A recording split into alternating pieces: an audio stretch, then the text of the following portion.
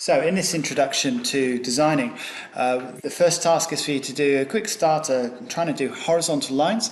I'll go left to right and just want you to parallel the lines as well as you can. Doing light lines and just do as many as you can do. Vertical lines. Now, I have a tendency, I prefer to work at an angle when I'm doing vertical lines, so I'm still doing it kind of up and down really, but it's at an angle. So turn the paper, it's much easier. Try and fill this up. I'm only doing a couple as an example. Diagonal lines, again, I prefer, I can go at an angle, so moving the paper, just do a series of lines, as parallel as you can make them. Do better than that, please. Okay, and then squares and rectangles, so draw as many squares as you can. Remember, it should be parallel. This isn't going to be parallel now.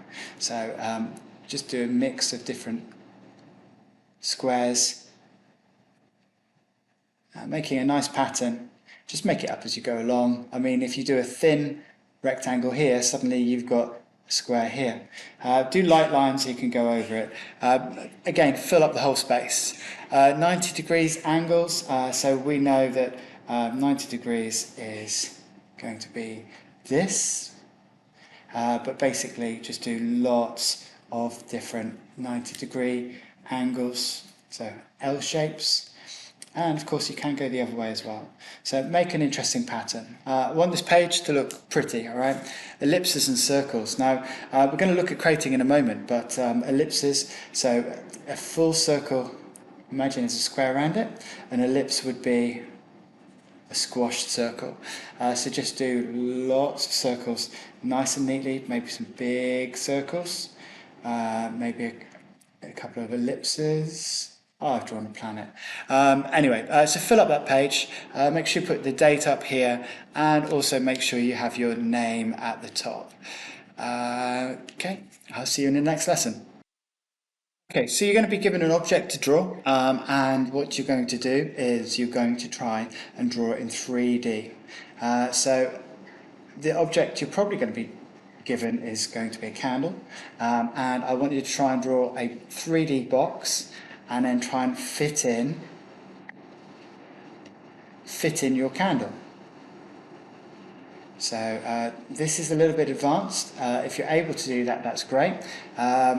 So this is a kind of design style called, drawing style called isometric, and it allows you to do 3D drawings pretty easily by creating them. So this is the candle holder that I'm imagining. You guys will have one in front of you. Now, if you struggle with doing 3D and you don't want to make something 3D, then what I suggest you do is try and draw the side view. So the side view of this would be a kind of like the metal's bent like this. And remember, it's got a thickness as well. So try and draw the thickness. And then we've got the piece of metal that holds the candle at the top. It's quite a simple drawing. Have a go at 3D, but do a side view. Okay, so what aided me when I was doing my 3D drawing was the crating method.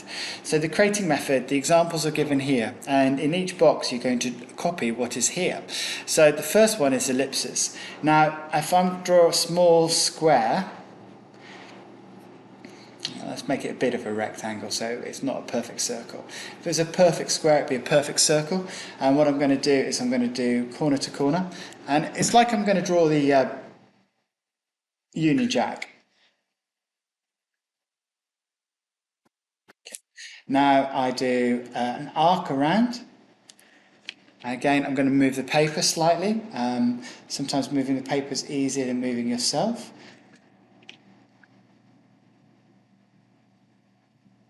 Curve that. Okay. Should have done this lightly. Now I can go around and try and adjust anything that I didn't like. Whoops, that's the wrong line. Yeah, I want you to keep your scruffy lines there, please, because this shows that you're doing crating. Don't rub them out afterwards. The next one to do is like a really squished circle, and to do that we just draw same thing again, Union Jack, and then we do our ellipse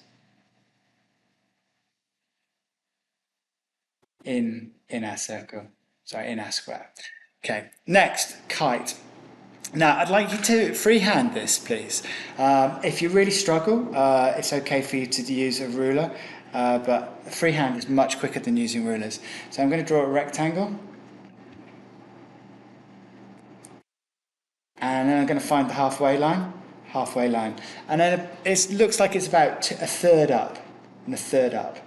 I then draw a line, and a line.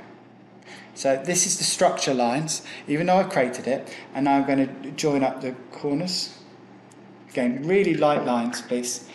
We use light lines until we're really happy with the overall structure, and then we commit only when we're happy with it. Okay, so I'm happy with that now, and I'm going to use a much stronger line over the top. Okay, your final tasks on this section are to do the house and the torch, but you must use the structure lines. One thing with the torch, notice there is a middle line going down.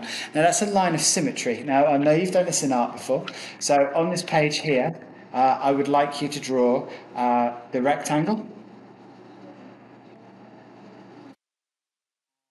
I'd like you to draw a line of symmetry down the middle, so that both sides are symmetrical, and then draw where you think things should be. The line of symmetry will help you with the torch button as well.